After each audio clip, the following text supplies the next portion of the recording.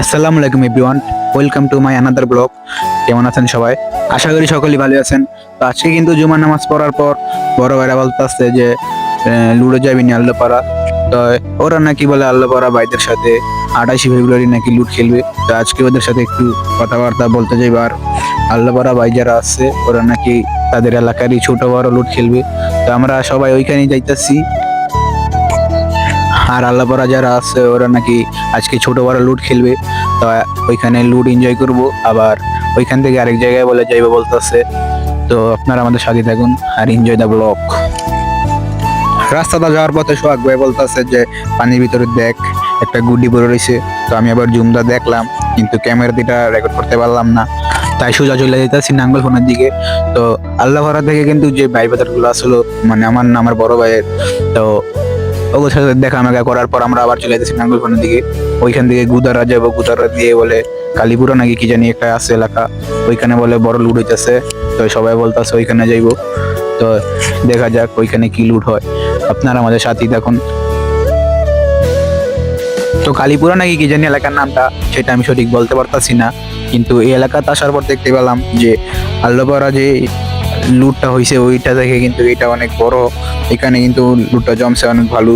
কিন্তু একটা বিষয় আমরা আফসোস করতেছি সবাই যে আল্লাপাড়া এই সময়টা নষ্ট না করে যদি এখানে আসতাম তাহলে মনে হয় আর একটু ভালো এনজয় হতো।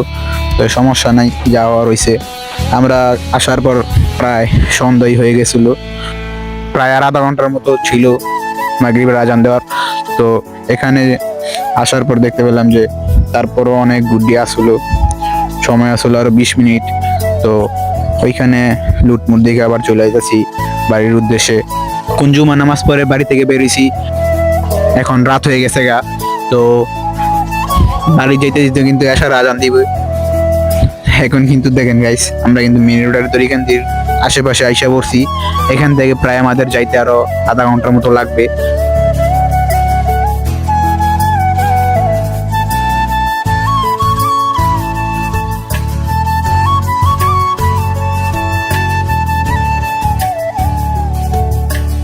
তো মেন রোডে আসার পর সবাই বলতেছে যে সবাই ওভারব্রিজ দা যাবো নাকি নিচেতে যাবো, সবাই কনফিউজড হয়ে গেছে গা। তো আমরা বলতেছিলাম নিচেতে চলে যাবো। তো দড়িকান দিয়ে আসার পর ওভারব্রিজ দার কে যাইবো, এমনি দেরি হয়ে গেছে অনেক। তো সবাই নিচ দিয়ে চলে যেতেছে, গাড়ি ঘোড়া দিকা রাস্তা মাঝখান দিয়ে পার হয়ে যেতেছে। অনেকে এই পাশে চলে গেছে, আমরা কিছু আসি। তো গাড়ি ঘোড়া দেখে আমরা চলে যাইতেছি। এখান থেকে যাই কিন্তু আবার আমাদের দড়িকান স্ট্যান্ড থেকে আবার গাড়ি নেওয়া লাগবে। তো বেশি কথা না বলে এখান থেকে আগে রোডটা পার হয়নি।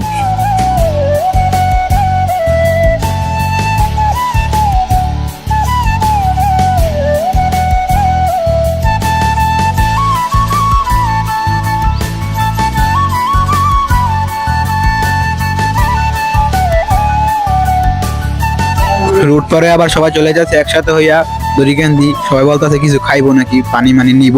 তো এখানে আবার সবাই একসাথে চলে যাচ্ছি। গলা মলা এমনি শুকাই গেছে, আজকে কিন্তু অনেক হাঁটা পড়ছে আমাদের।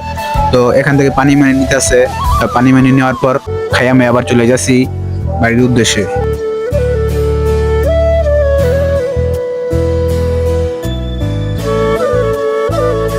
আশা করি আপনাদের এই ব্লগটা অনেক ভালো লাগছে। তো সবাই ভালো থাকবেন, সুস্থ থাকবেন। আল্লাহ হাফেজ।